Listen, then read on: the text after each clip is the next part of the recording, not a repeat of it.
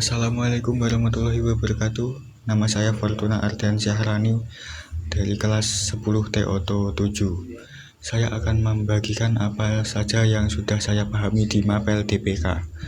Ada dua bagian, yaitu alat ukur dan peralatan bengkel. Di alat ukur ada alat ukur mekanik dan alat ukur elektronik. Pertama yaitu alat ukur mekanik, ada jangka sorong dan mikrometer. Jangka sorong adalah alat yang bisa mengukur panjang, diameter luar, diameter dalam, dan serta kedalaman suatu benda. Jangka sorong alat ukur yang telitiannya dapat mencapai 1/100 mm, terdiri dari dua bagian diam dan bagian bergerak. Pembacaan hasil pengukur sangat bergantung pada keahlian dan ketelitian pengguna maupun alat itu. Kedua, ada mikrometer. Mikrometer adalah alat yang digunakan untuk mengukur benda berukuran kecil atau tipis atau yang berbentuk pelat dengan tingkat presisi yang cukup tinggi. Mikrometer memiliki ketelitian 0,01 mm. Mikrometer dapat mengukur ketebalan, diameter luar, diameter dalam, atau panjang benda dengan sangat akurat. Bagian 2 adalah alat ukur elektronik. Di alat ukur elektronik ada multimeter. Multimeter adalah suatu alat ukur listrik yang digunakan untuk mengukur tiga jenis besaran listrik, tegangan listrik, dan hambatan listrik. Sebutan lain untuk multimeter adalah voltmeter, yang merupakan singkatan dari satuan ampere, volt, dan ohm. Setelah itu, apa saja yang sudah saya pahami, yaitu adalah peralatan bengkel. Pertama, ada kunci Inggris.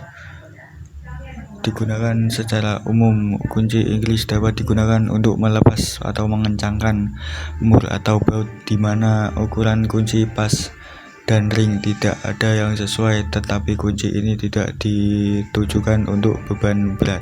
Kedua, ada kunci pas untuk mengencangkan atau mengendurkan baut dan mur kendaraan bermotor untuk mendapat sambungan yang ketat dan tidak mudah lepas.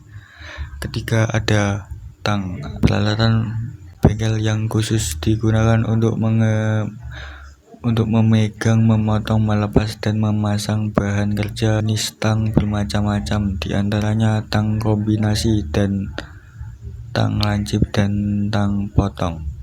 Keempat, ada obeng. Obeng berfungsi untuk membuka, mengencangkan baut atau skrup pada berbagai benda. Kelima, ada palu. Palu adalah alat atau perkakas yang dapat berfungsi untuk memaku, menempa logam, memperbaiki suatu benda, atau menghancurkan objek lain. Selanjutnya ada kunci L, digunakan untuk mengencangkan atau mengendurkan baut yang berbentuk bulat tapi memiliki lubang segi 6, heksagonal, dan bintang. Selanjutnya ada kunci ring, untuk mengencangkan dan mengendurkan baut yang berada di dalam kendaraan yang susah dijangka oleh kunci pas. Selanjutnya ada kunci T. Kunci T merupakan salah satu alat yang memiliki banyak fungsi dalam dunia otomotif, mulai dari membuka baut hingga memasang baut pada area yang sempit dan dalam. Yang terakhir ada kunci shock, yaitu untuk mengencangkan ataupun mengendurkan baut serta mur yang terdapat dalam berbagai komponen otomotif dan lebih aman dan tidak mudah merusak baut dan mur. Sekian dari saya. Assalamualaikum warahmatullahi wabarakatuh.